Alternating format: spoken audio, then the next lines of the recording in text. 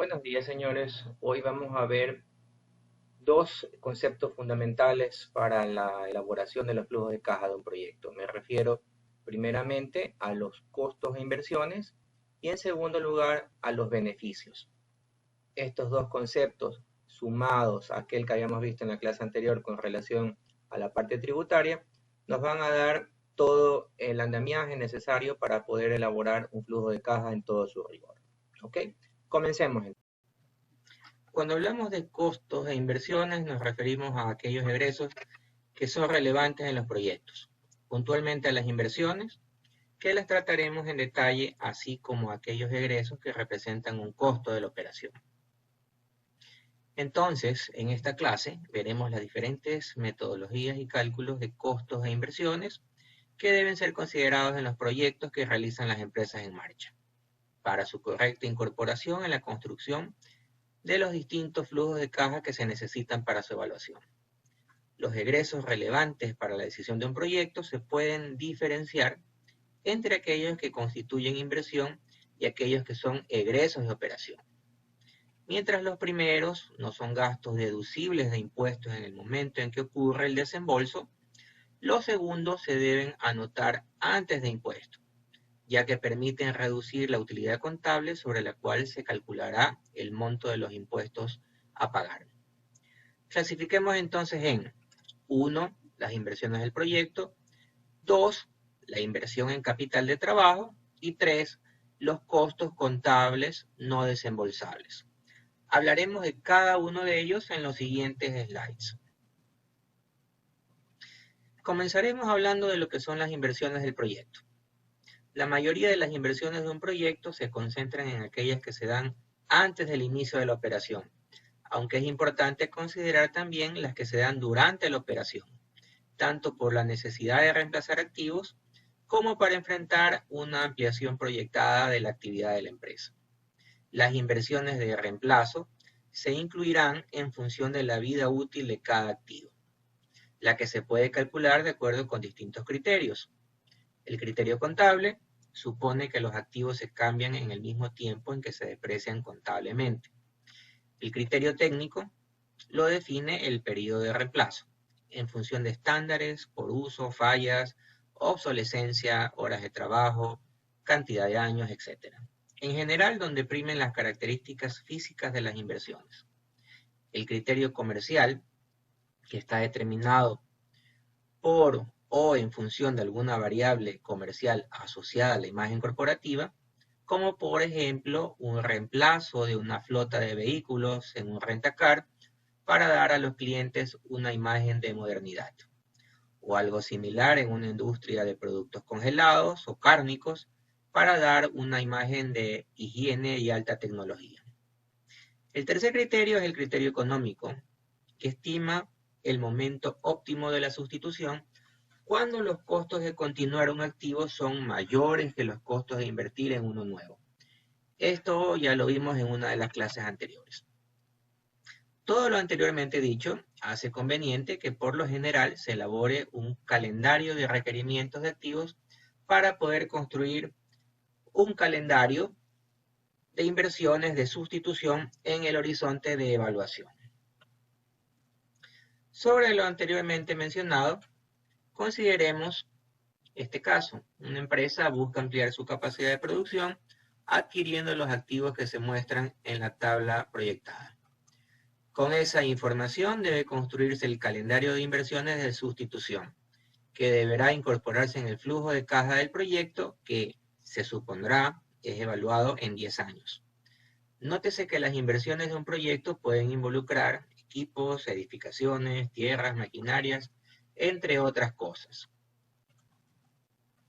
En nivel de prefactibilidad, es usual considerar la suma del precio de los activos como el monto único y total a invertir en equipos.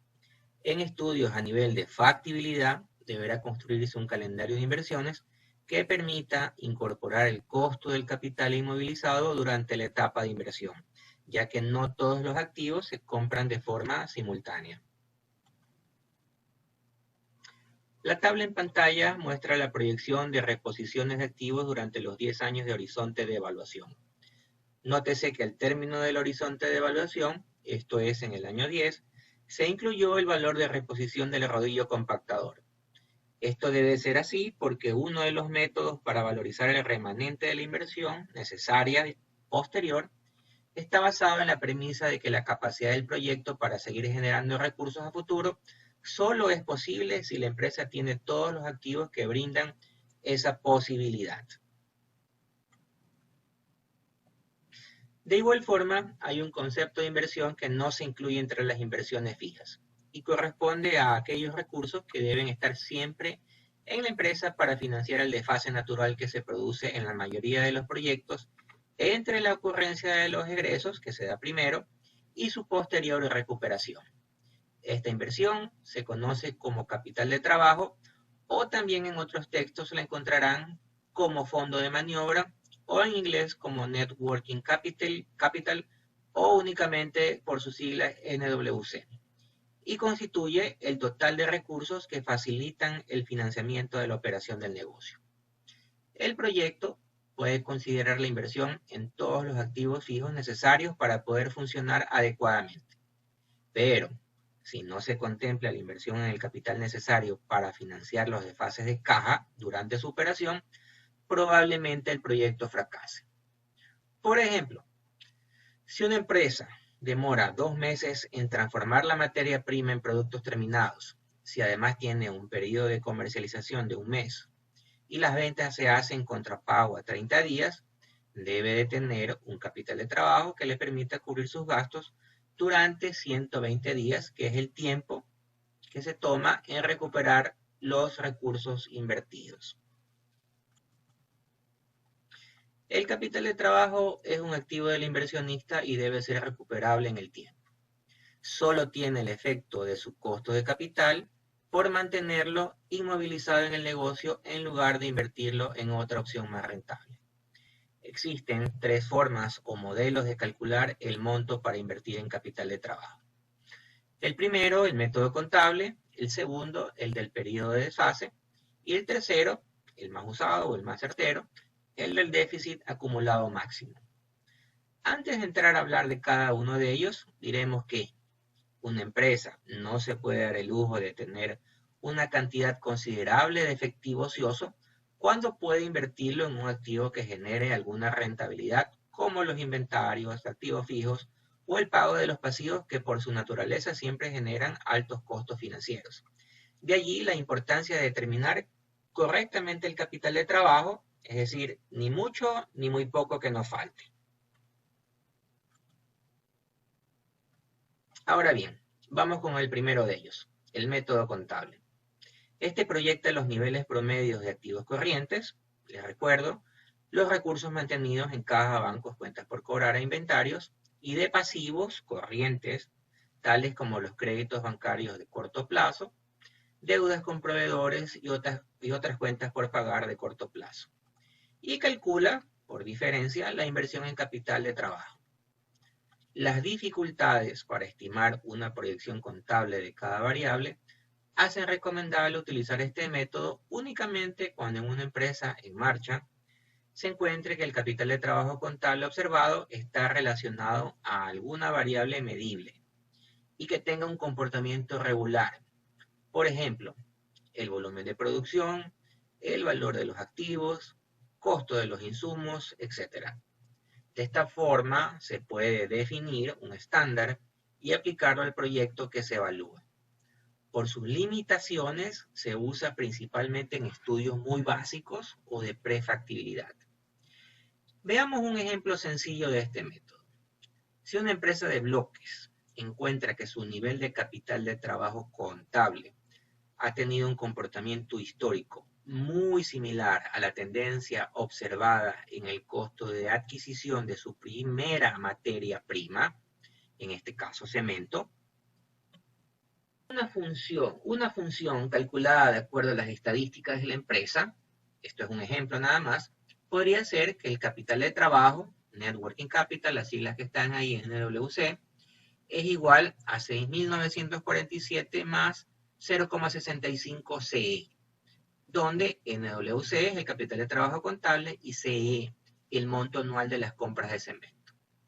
Si se quisiera evaluar un posible aumento de las compras de cemento para elevar la producción en $54.000 anuales, entonces debería requerir invertir en capital de trabajo adicional el resultado de la ecuación, que como vemos ahí, redunda en $42.047, donde NWC sub O es el monto de la inversión inicial para garantizar el financiamiento de la inversión durante el primer año de la operación. Cualquier variación en el nivel de operación de los años siguientes se verá en una variación en la compra de cemento y por ende en la variación en el capital de trabajo. Una variable del método anterior considera la posibilidad real de que durante el periodo de desfase ocurran tanto estacionalidades en la producción, así como en las ventas o compras de insumos como ingresos que permitan financiar parte de los egresos proyectados. Por lo que el cálculo del capital de trabajo se podría determinar mediante una ecuación que tome en cuenta las ventas o un porcentaje de las ventas realizadas en efectivo, la variación de cuentas por cobrar, el nivel de inventarios y las cuentas por pagar en un periodo determinado. Un segundo método para determinar el capital de trabajo es el método del periodo de desfase, que calcula la inversión en capital de trabajo como la cantidad de recursos necesarios para financiar los costos de operación desde que se inician los desembolsos y hasta que se recuperan. Para ello, toma el costo promedio diario y lo multiplica por el número de días estimados en desfase. La fórmula que explica esto es NWC sub O es igual a CA1 dividido para 365 por N, donde NWC es el monto de la inversión en capital de trabajo, CA1 es el costo anual proyectado para el primer año de operación y N el número de días de desfase entre la ocurrencia de los egresos y la generación de los ingresos. Veamos un ejemplo. Si tuviésemos un hotel en el que los huéspedes permanecen en promedio 5 días, que el 10% de ellos pagan su cuenta en efectivo, que el 30% lo hace con cheque de otra plaza que demora 3 días en hacerse efectivo, que el 60% lo hace con tarjeta de crédito que demora 8 días en recuperarse. Y además, el costo anual de operación desembolsable proyectado para el año 1 es de $3.742.000. ¿Cuál sería la inversión en capital de trabajo? Lo primero será calcular el número de días de desfase como se muestra en el cuadro adjunto. Según este modelo, el capital de trabajo invertido deberá ser capaz de financiar la operación en promedio 10,7 días. Si el costo anual desembolsable proyectado para el primer año de operación del hotel fuese de $3.742.000, la inversión en capital de trabajo se calcularía siguiendo la fórmula antes mencionada y se obtendría un capital de trabajo necesario de $109.697.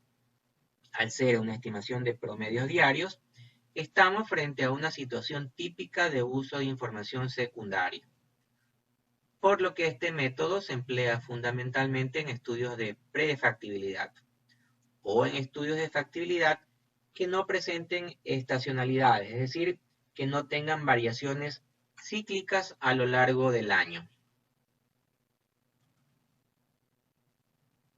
El tercer método, el método del déficit acumulado máximo, que vamos a ver a continuación, es el más exacto de los 3 disponibles para calcular la inversión en capital de trabajo. Al determinar el máximo déficit que se produce entre la ocurrencia de los egresos y los ingresos. A diferencia del método anterior, este sí considera la posibilidad real de que durante el periodo de desfase se produzcan tanto estacionalidades en la producción, ventas o compras de insumos, así como en los ingresos que permitan financiar parte de los egresos proyectados. Para ello, es necesario elaborar un presupuesto de caja, donde se detalla para un periodo de 12 meses la estimación de los ingresos y egresos de caja mensuales. El ejemplo que veremos a continuación muestra una estructura simplificada para determinar la cuantía de recursos que financian el máximo déficit operacional para el nivel de producción que se observará en el primer año de funcionamiento. El ejercicio dice así: una empresa busca determinar el monto que deberá destinar a la inversión en capital de trabajo si se aprueba la fabricación y venta de un nuevo producto para aprovechar capacidad instalada ociosa. El proceso de producción demora 20 días y se estima un periodo promedio de ventas de 10 días. Como resultado del estudio de mercado, se proyecta vender las cantidades mensuales que se muestran en la tabla adjunta a $65 cada una. Durante los meses de mayo, junio y julio, el negocio enfrenta una disminución en las ventas ocasionadas por una estacionalidad estructural y que por lo tanto se puede suponer se mantendrá en los próximos años. De acuerdo a las políticas comerciales de la empresa, se prevé un cobro de un 30% al momento de materializarse la venta, un 40% a 30 días y el 30% restante a 60 días. El ingreso mensual presupuestado para el primer año de operación es el que aparece en la última fila de la tabla. Eso por el lado de los ingresos. Ahora, para calcular los egresos mensuales se debe definir primero la cantidad de unidades a producir cada mes. Para ello se aplicará la siguiente ecuación. Su P es el programa de producción mensual, que es igual a la proyección de unidades vendidas mensualmente más el inventario final que debe estar disponible a fin de cada mes, menos el inventario inicial del mes, que es igual al inventario final del mes anterior. Como la producción es un proceso continuo, no se requiere tener el total de las ventas disponibles el primer día del mes. En este caso puntual, se supondrá que la política de la empresa es mantener un 66.67% de las ventas proyectadas para el mes como inventario de seguridad al principio de ese mes. Veámoslo ahora en función de una tabla que explicará mejor el cálculo del programa de producción. La primera fila repite la proyección de las ventas mensuales. La segunda fila corresponde al 66% de las ventas proyectadas para el mes siguiente y que deberán estar en el inventario al finalizar el mes de producción. La tercera fila es equivalente al saldo del mes anterior. Así, la producción requerida, por ejemplo, para el mes de abril, deberá ser suficiente para cubrir las unidades que se venderán ese mes, más las que deberán estar en el inventario al inicio de mayo. Pero como al inicio de abril había 408 unidades, estas no deberán producirse y se descuentan del total anterior. Esto es, las 612 unidades que se espera vender en abril, más la diferencia entre el inventario final de ese mes de 189 unidades y el inventario inicial de ese mismo mes de 408 unidades. Esto quiere decir que en abril se deberán fabricar 393 unidades solamente. Conocida la producción esperada mensualmente, se calculará el costo directo e indirecto de producirlas y venderlas. Para ello, se supondrá que en materiales directos se gasta $14.8 por unidad y $4.2 en mano de obra directa. Los costos fijos de fabricación se estiman en $3.926 mensuales, los de administración en $5.667 y los de ventas en $4.322. Además, se contempla el pago de una comisión a vendedores equivalente al 3% sobre los ingresos efectivos. Se supone que la materia prima se paga el mes en que se adquiere. Con estos datos se puede proyectar el estado de egresos mensuales como se muestra en la tabla que están ustedes observando. Con esta información última, más la que ya teníamos calculada relacionada a los ingresos, se calcula el saldo de caja mensual y acumulado. Como el nombre lo indica, se debe buscar el máximo déficit acumulado en el año y asumir que lo que se requiere es financiar dicho monto con capital de trabajo. En el caso de este ejemplo, se da en el mes de febrero y es de 35.479. La tabla muestra en detalle la información proyectada. Como se puede observar, el saldo mensual resulta de las diferencias entre todos los ingresos y egresos proyectados. El saldo acumulado resulta de la suma de los saldos mensuales anteriores. Cuando el saldo acumulado es positivo, como ocurre por ejemplo en el mes 11, eso no significa que la empresa no requiera más capital de trabajo, sino más bien que éste se puede financiar con los recursos generados por el propio negocio. El ejercicio con su plantilla respectiva en Excel lo pueden descargar de la plataforma Moodle. Si el capital de trabajo se financia con los recursos generados por el propio negocio, a estos excedentes se les deberá exigir un retorno o rentabilidad que compense su no uso en otras oportunidades de inversión que tenga la empresa, tal como se exija los recursos que son aportados para el financiamiento de toda la inversión. La diferencia entre la inversión en capital de trabajo y aquella que se realiza en activos fijos es que mientras estos últimos pueden perder o ganar valor, la inversión en capital de trabajo se mantiene en términos reales durante todo el periodo de evaluación, pudiendo o debiendo recuperarse con el término del proyecto. Además de las inversiones y el capital de trabajo, existe una tercera clase de costos. Me refiero a los costos contables no desembolsables, cuya importancia en la evaluación de un proyecto se da por el efecto indirecto que tiene en el flujo de caja al afectar el monto a pagar de impuestos. Los costos contables que se deben considerar son tres: la depreciación de los activos fijos, la amortización de los activos intangibles y el valor en libros de los activos que se venden. Vamos con el primero de ellos. Cuando se compra un activo, la empresa no varía su nivel de riqueza y por lo tanto no hay un efecto sobre los impuestos a las utilidades, es decir, no hay un aumento de ganancia o pérdida per se. Al transcurrir el tiempo, el activo va perdiendo valor y en consecuencia hace disminuir la riqueza de la empresa.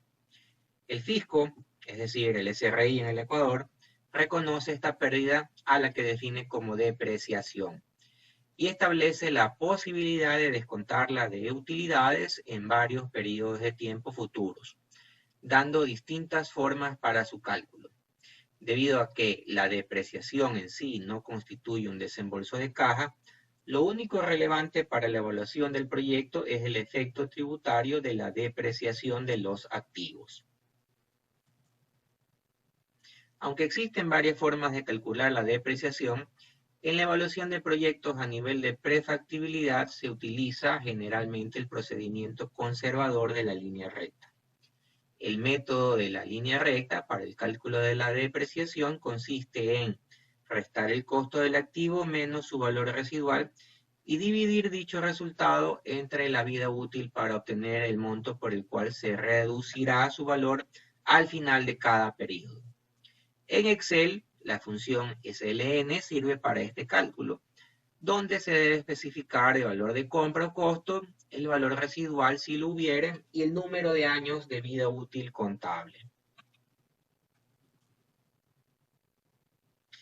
Así como un activo fijo vale menos al transcurrir el tiempo y se deprecia, un activo intangible, como por ejemplo una base de datos, una patente o un derecho de autor, también pierde valor con el tiempo. El mismo concepto de depreciación se aplica a los intangibles con el nombre de amortización de activos intangibles y tiene efecto igual sobre los flujos de caja que la depreciación. Es decir, se resta para calcular la utilidad antes de impuesto y se suma posteriormente para tener el valor real del flujo de caja. Aunque pareciere que estos activos intangibles no representan mayor valor, existe un caso interesante que aconteció no hace muchos años. Les hago un breve resumen para el que no lo conoce. La Universal es una industria de dulces ecuatoriana que fue fundada en 1889 en Guayaquil por dos inmigrantes italianos. Esta empresa fue pionera en productos de confites y ya en 1911 la Universal lanzó al mercado con éxito las marcas de chocolate que muchos o la gran mayoría conocemos: Manicho, Huevito, Cocoa, y así fue durante muchos años líder en su industria. En el 2002, durante la crisis económica de esos años, la Universal fue declarada en quiebra y económicamente quedó fuera del mercado. Ya en el 2006, el grupo Novis compra la empresa, le cambia el nombre a Universal Sweet Industries y vuelve al mercado con todas sus marcas. Uno de los activos más importantes que tenía la Universal eran precisamente los activos intangibles de sus marcas, las cuales, según los avalúos practicados por los peritos, tenían un valor de 4.5 millones de dólares.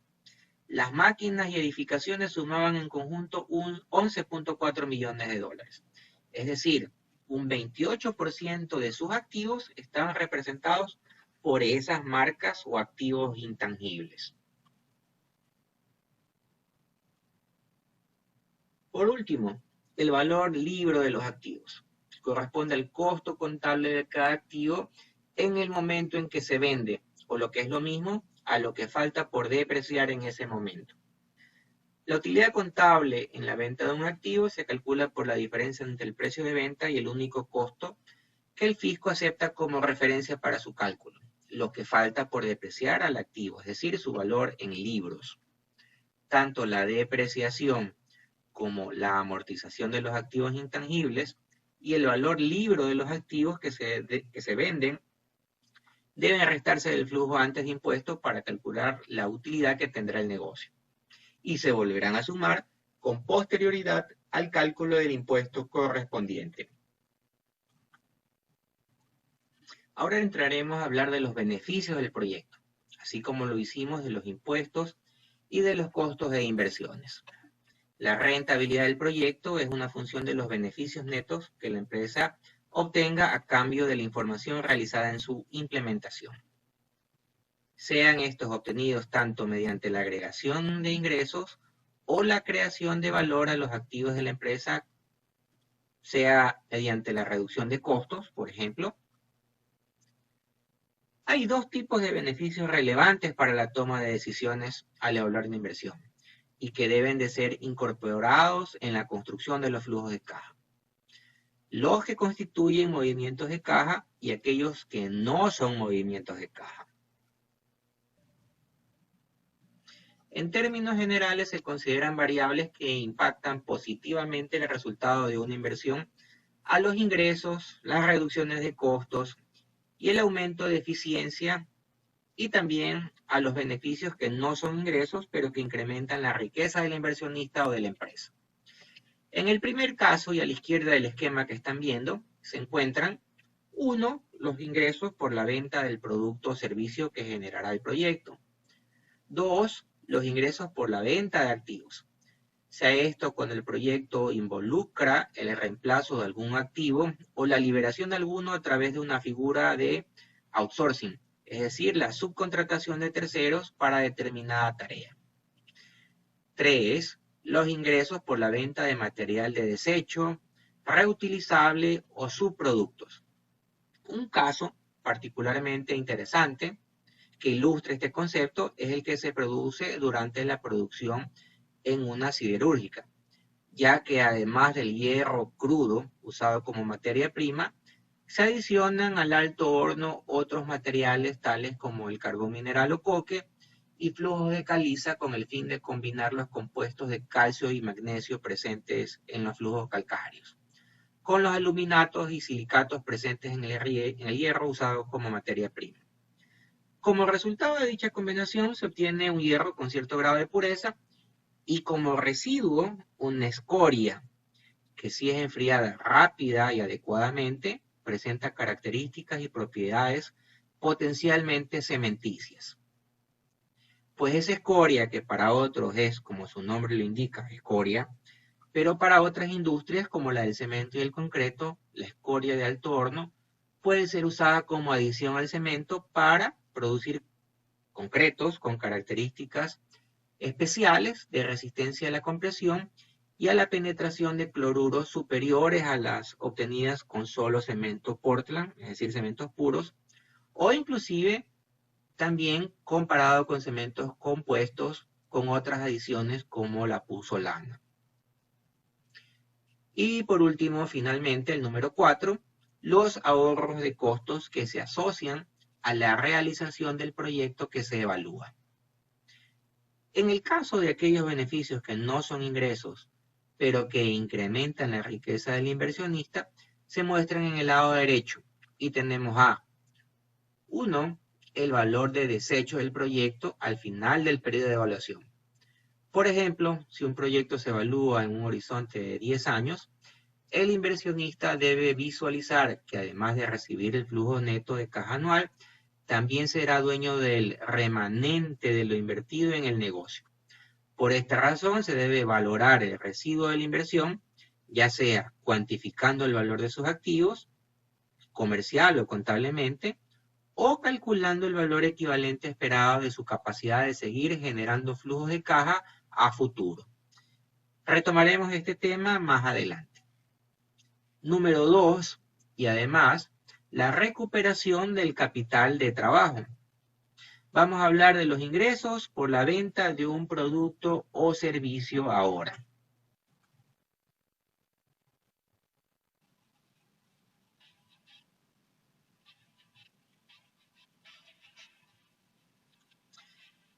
Parece que tenemos efectos especiales y de música metalera. Bueno, no se asusten. Recuerden en las clases iniciales cuando les decía que para este curso íbamos a tomar recursos de otras disciplinas. Pues bueno, este es el caso. Hoy recurriremos a un caballero que se llama Bruce Dickinson.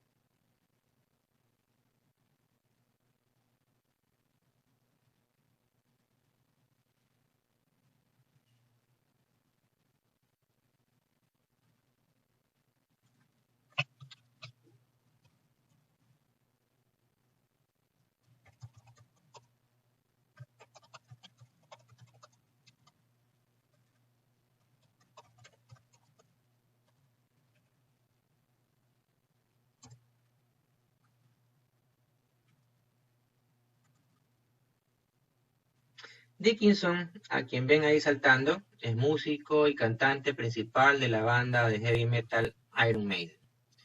Principalmente, pero además tiene otras cosas interesantes. Es un orador carismático, es empresario exitoso, un pensador creativo de negocios, piloto comercial con su propia aerolínea y un jumbo, esgrimista internacional, maestro cervecero, ha vencido el cáncer y en realidad no le ha ido nada mal en la vida. Pero él tiene un particular punto de vista con relación a los clientes. Y en este punto asociamos clientes igual las personas que nos posibilitan generar ingresos. Sin ellos no existimos las empresas. Bueno, él dice lo siguiente, que el objetivo de un empresario exitoso debe ser convertir a los clientes en fanáticos. El éxito, según él, viene cuando un negocio se interesa por los fans, ya que son el motor del negocio. Continúa, amo a los fans, odio a los clientes. ¿Por qué? Porque un cliente entra a la tienda, compra y sale. No pasa nada. Con un fanático el negocio tiene una relación más profunda y ambos están felices que el otro esté presente en su vida. Si un cliente tiene una experiencia inadecuada, podría buscar productos y servicios en otro lado e irse con la competencia. Peor aún, podrían compartir su mala experiencia con sus familiares, amigos, vecinos, etc. Continúa diciendo, la diferencia entre los clientes y los fans es la relación que mantienes. Tú nunca dejarás de seguir a tu equipo de fútbol, Si no, pregúntenle a los barcelonistas o a los emelexistas. Sigue diciendo Dickinson, aunque pierda cada partido hasta el final de los días, esa es la relación que cualquier emprendedor debe ambicionar con sus clientes o fans, mejor dicho. Un link con más información para el que esté interesado les dejo en la plataforma. Bueno, esto como una introducción. Ahora bien, los ingresos por la venta de un producto o servicio se dan cuando una empresa justifica una inversión basada en el incremento futuro de los beneficios. Las empresas intentan, mediante distintos proyectos, ganar las preferencias de los consumidores o contratantes por medio de una estrategia de diferenciación del producto ofertado, para que sea percibido como deseable y por lo tanto se esté dispuesto a pagar por ello. Un aspecto complejo en los estudios de proyectos es la proyección de ingresos generados por la venta de productos o servicios, ya que tienen que ver las relaciones entre las curvas de oferta y demanda de un producto determinado, que son las que determinan el equilibrio parcial del mercado y por lo tanto el precio de mercado. El tema del precio toma particular importancia, ya que se debe definir un precio que maximice la diferencia entre ingresos y costos totales. Cuando la demanda esperada para el bien que se ofrecerá es confiable, se puede recurrir al análisis de equilibrio para determinar el precio mínimo que tendría que venderse el producto para que el proyecto sea aprobado. Para esto se expresa el precio como una relación donde Q es la cantidad, CB el costo variable de producción, CF el costo fijo de producción, ventas y administración, T es la tasa de impuesto a las utilidades, y minúscula la rentabilidad exigida de la inversión, y mayúscula el monto invertido, y BD el valor remanente de la inversión o valor de desecho. En otras palabras, la tarifa que se fije deberá ser capaz de cubrir todos los gastos variables implícitos en la producción, los costos fijos incrementales atribuibles al proyecto agregado, el impuesto por las mayores utilidades que la ampliación generaría, una rentabilidad acorde al riesgo y costo de oportunidad del inversionista y la recuperación de la pérdida de valor de la inversión. Continuando la idea expresada, podemos decir que una empresa perfectamente competitiva elige un nivel de la producción que maximiza su utilidad económica. Una forma de determinar cuál es el nivel de producción que maximiza las utilidades consiste en analizar las curvas de ingreso total y de costo de la empresa. La parte A, arriba, muestra la curva de ingresos totales, IT, y también se presenta la curva de costos totales, CT. Como se aprecia, no son en realidad líneas, sino curvas. Ahora bien, como es conocido, el ingreso total menos el costo total da por resultado la utilidad o pérdida económica ilustrada por la curva UE en la parte B que está abajo. A niveles bajos de producción, la empresa incurre en una pérdida económica, pues no es capaz de cubrir sus costos fijos. A niveles intermedios de producción, la empresa obtiene una utilidad económica. A altos niveles de producción, la empresa incurre una vez más en una pérdida económica. Ahora enfrenta costos crecientes debido a las utilidades decrecientes. La empresa, en este ejercicio, maximiza su utilidad económica cuando produce 9 unidades diarias. La empresa puede usar el análisis marginal para determinar la producción que maximice la utilidad. Como el ingreso marginal es constante y en un momento dado el costo marginal se incrementa a medida que aumenta la producción, la utilidad se maximiza al generar la producción en la que el ingreso marginal IM sub G es igual al costo marginal CM sub G. Se entiende por costo marginal a la variación que se observa en el costo total frente a un cambio unitario en la producción, es decir, el costo medio total menos el costo fijo medio. La figura de la izquierda muestra el análisis marginal que determina la producción que maximiza la utilidad.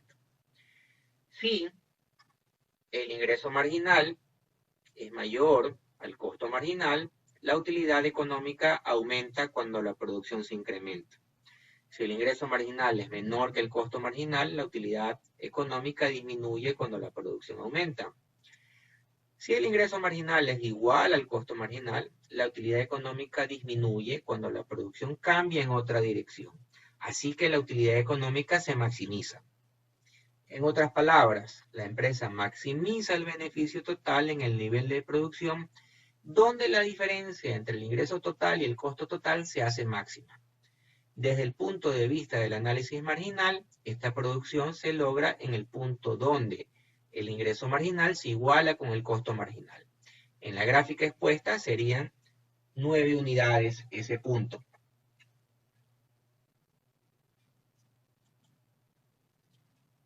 Veamos la aplicación de lo antes dicho con un ejemplo, en el cual veremos la forma de determinar un precio de mercado óptimo siguiendo los conceptos arriba abordados y de una forma práctica. El ejemplo dice así. El estudio de los antecedentes históricos de una empresa de adoquines permite estimar que 1. Por cada 10 centavos que aumenta el precio de un producto, las ventas se reducen en 30.000 unidades, es decir, 300.000 unidades por dólar. Que por cada dólar que aumenta el ingreso de la población, las ventas se incrementan en 80 unidades. Que por cada habitante que se agrega a la población, el incremento es de un 3%. Y que por cada dólar gastado en actividades de marketing y publicidad, el aumento es del 2%. Si el ingreso per cápita fuese de 2.500 dólares y si el mercado objetivo está compuesto por la ciudad de Guayaquil, que tiene 2 millones de habitantes, y si los gastos en marketing y publicidad ascienden a 5.000 dólares, diríamos la siguiente. Con esa información se puede deducir una función de la demanda tal como la que está ahí mostrada. Es decir, menos 300.000 P más 80I más 0,03 P sub B más 0,02 P sub U. Donde P será el precio del producto y el ingreso de la población, P sub B la población, P sub U el dinero gastado en marketing y publicidad. Es decir, la ecuación queda simplificada a menos 300.000 P más 260.100. Si por otra parte la empresa enfrenta costos fijos de fabricación, administración y ventas promedio de 3.000 dólares, y si el costo variable de producción es de 20 dólares por cada 100 adoquines, es decir, 0,20 dólares por unidad, se deduce que el costo total serán 3.000 más 0,2 Q, donde Q son las cantidades. La maximización del beneficio se dará cuando la diferencia entre ingreso total y costo total se hace máximo. Es decir, B es igual a I sub T menos C sub T. Ingresos totales menos costos totales. Reemplazando en la fórmula, el beneficio máximo se dará precios unitarios por cantidades menos costos variables por cantidades menos costos fijos. Reemplazando el Q sub D, cantidad de demanda, y los costos totales con las ecuaciones del slide anterior, llegaremos para este ejercicio a la siguiente expresión. El beneficio será igual a menos 300.000 P al cuadrado más 320.100 P menos 49.020. Podría yo derivar la función y obtener P, o utilizar también la función solver en Excel y obtener un precio óptimo de 0,53 dólares por unidad. Para los que no están familiarizados con esta función solver, esta permite resolver la ecuación antes mencionada, indicando una celda objetivo y un valor máximo. La función se encuentra en el menú de Excel, Datos, de ahí tienen que buscar la función solver, estableciendo la celda objetivo, en nuestro caso donde pongamos el precio, y relacionándola con la fórmula obtenida para la maximización del beneficio. Un ejemplo de esto dejaré colgado en la plataforma para que ustedes lo puedan revisar con mayor detalle. Paralelamente al hecho de buscar un precio óptimo está el de saber proyectar las ventas. Y en esto toma particular importancia saber calcular al menos una regresión lineal, la más común, para poder determinar el futuro de esas ventas. Veamos un ejemplo rápido para recordar este concepto con los datos que están mostrados en la pantalla.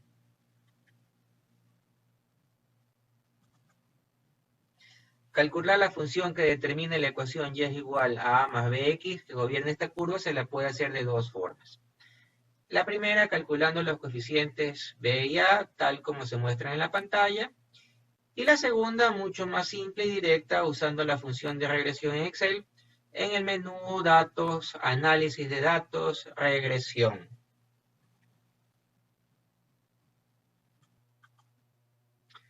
Sea por uno u otro camino, llegaremos a determinar los coeficientes que gobiernan esa ecuación y podemos expresar de una manera, entonces, ya no tan solo el precio óptimo de mercado que obtuvimos hace un momento, sino también cuál va a ser la forma como se puedan proyectar esas ventas a futuro.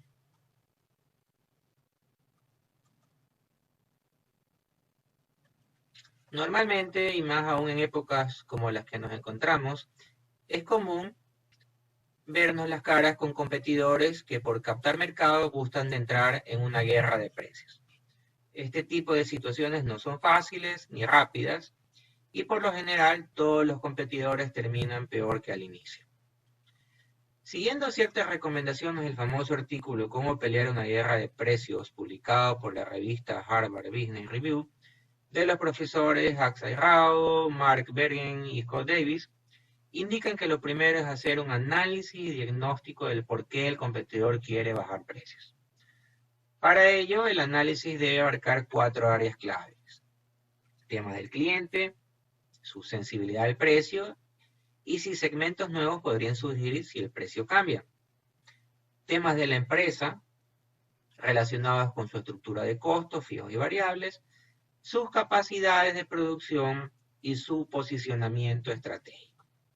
Temas del competidor, quién es o quiénes son, e igual que el punto anterior, también ver su estructura de costos fijos variables, sus capacidades de producción y su posicionamiento estratégico. Además, existen otros temas relacionados, como por ejemplo, si existen incentivos a revendedores o a proveedores, si tenemos aliados que nos puedan ayudar y también conocer a fondo las políticas del gobierno.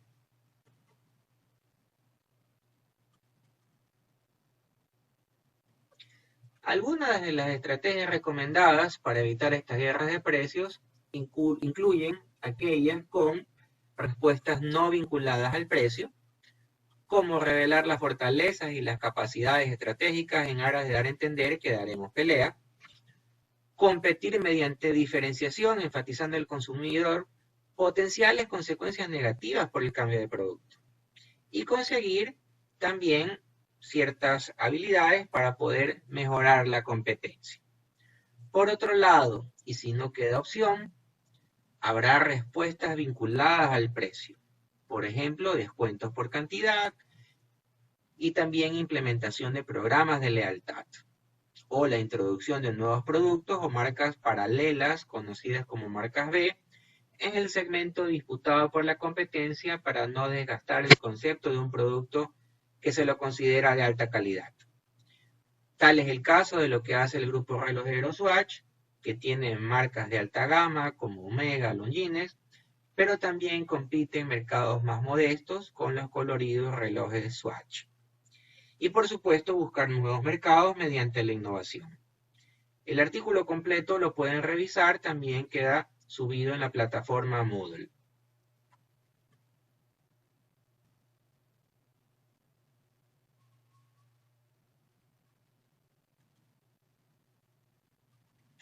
Otra de las formas de generar beneficios que mencionamos fue que la empresa proceda con la venta de un activo.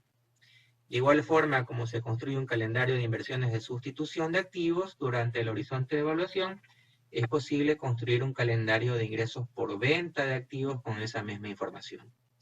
El valor del activo equivale a los recursos netos obtenidos por su posible venta, es decir, después de incorporar el efecto tributario, tema que ya lo tratamos en la clase pasada. Hay empresas que usualmente prefieren no vender el equipo que se desea reemplazar para utilizar sus partes y piezas como repuestos en otros equipos de la empresa, dado el bajo precio comercial del mercado. Siendo así, el hecho de no vender se puede interpretar como que el valor de los repuestos ahorrados es al menos igual que el precio que el mercado está dispuesto a pagar por ellos. Otra forma adicional de generar ingresos es mediante un ahorro de costos. Es por eso que muchos proyectos que se evalúan en empresas en marcha no modifican los ingresos operacionales de la empresa y por lo tanto pueden ser evaluados únicamente por comparación de costos.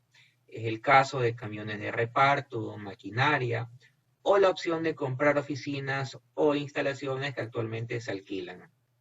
En estos casos no es necesario conocer el nivel de las ventas ni los ingresos operacionales, por cuanto son irrelevantes para la decisión de elegir alternativas, pero implican un efecto tributario ya que el ahorro de costos reduce los gastos y genera mayor utilidad y por ende mayor impuesto a pagar.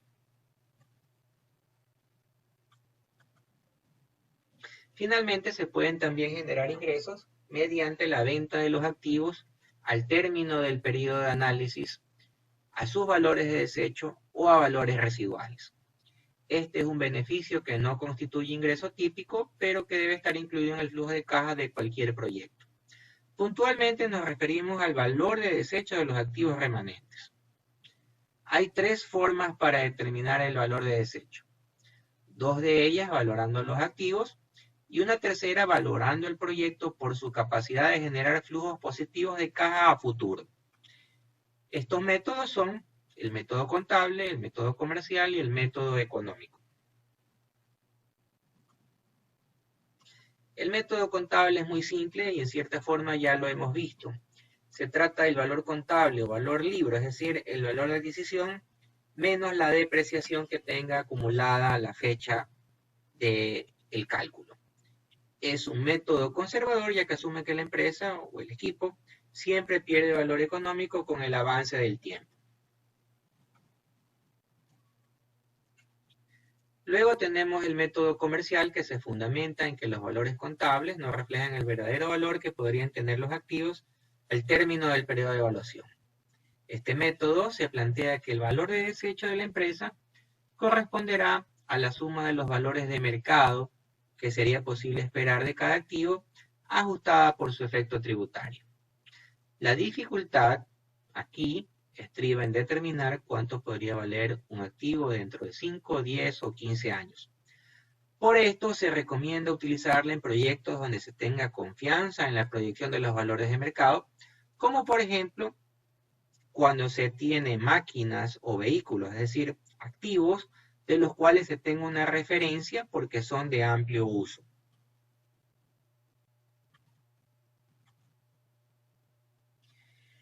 Y llegamos a la valoración por el método económico, que considera que el proyecto tendrá un valor equivalente a lo que será capaz de producir o generar a futuro.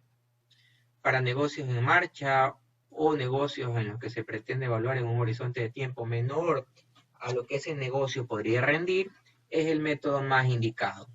En otras palabras, corresponde al monto al cual la empresa estaría dispuesta a vender el proyecto, cuando éste ya se encuentre en un nivel de operación estabilizado. Por lo que se podría suponer que la situación del último o penúltimo año del proyecto es representativa de lo que podría pasar a perpetuidad en los años siguientes. El valor de un proyecto en funcionamiento se podrá calcular en el último momento de su periodo de evaluación o el último año que sea representativo verdaderamente del negocio, como el valor actual de un flujo promedio de caja a perpetuidad.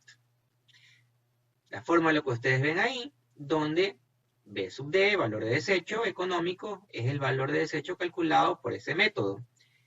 FCP es el flujo promedio perpetuo anual.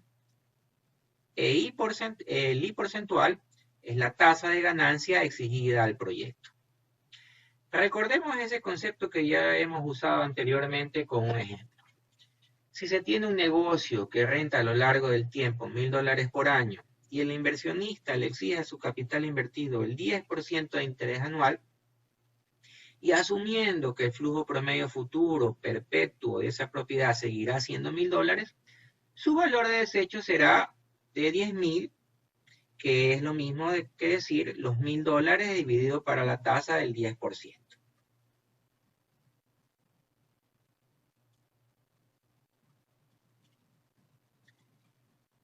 Para cerrar la clase, el caso que vamos a plantear como tarea es un caso interesante, donde vamos a tener la posibilidad de usar varias cosas que hemos visto en las últimas clases.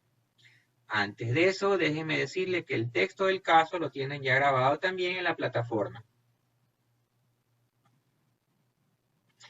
En un adelanto de lo que ustedes leerán en detalle, el caso versa sobre un señor llamado Adrián Pandal, quien es el gerente general de una compañía desarrolladora inmobiliaria que ha planteado a la banca un proyecto de remodelación de un edificio de departamentos en el centro histórico de la Ciudad de México.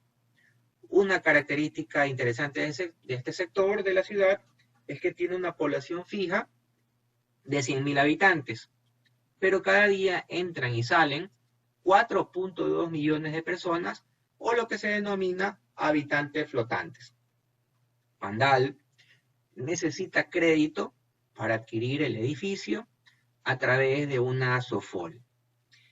Este es un nombre de un banco que no es un banco, por decirlo de alguna manera. Es un término muy mexicano, que en términos concretos las SOFOLes son intermediarias financieras no bancarias que pueden otorgar líneas de crédito para propósitos especiales, tales como desarrollos inmobiliarios justamente.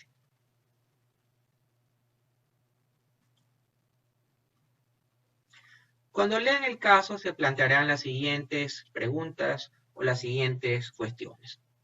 Primero, analizar si este proyecto que propone Pandal puede tener éxito. ¿Qué opina de la ubicación?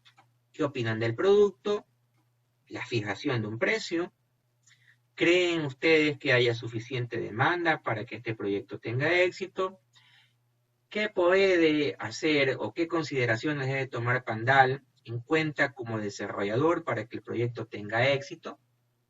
¿Cuánto beneficio puede el desarrollador esperar a recibir de este proyecto y cuáles son los mayores riesgos que se enfrentan? ¿Qué medidas puede tomar para mitigar estos riesgos? Por otro lado, el caso lo vamos a resolver con una modalidad de trabajo un poco diferente. Vamos a ejercer dos roles. Un grupo hará del banquero, o SOFOL, como lo menciona el caso, y el otro hará del desarrollador, es decir, el señor Pandal. Unos defenderán su proyecto y otros analizarán la factibilidad de que el proyecto tenga un retorno apropiado para que amerite ser financiado. Una vez estudiado, cada grupo deberá simular una reunión virtual para llegar a un acuerdo. El resultado de la reunión deberá tener una conclusión en cuanto al acuerdo al que han llegado. Si es que llega a ser posible y se ponen de acuerdo, tengan en cuenta que a Pandal le conviene hacer su proyecto y la tarea de los bancos es financiar buenos proyectos, más no negar créditos. Y resumir luego los puntos acordados y el análisis efectuado en una presentación de 5 slides máximo para defender sus puntos de vista. Paralelamente, deberá esa presentación de ir acompañada de un cálculo en Excel que soporte los números que ustedes están presentando. Para darle un poco más de realismo a este caso, adjunto una foto del edificio en análisis tomada de Google Earth. Adjunto finalmente una tabla guía con ciertos puntos que deberán revisarse durante la negociación. Todas las preguntas que quieran hacerme son bien recibidas, sea que las quieran enviar por correo o por WhatsApp. Los grupos 1 y 2, tal como los hemos venido manejando, serán el banco o SOFOL y Pandal respectivamente. Y en forma análoga deberán proceder los grupos 3 y 4.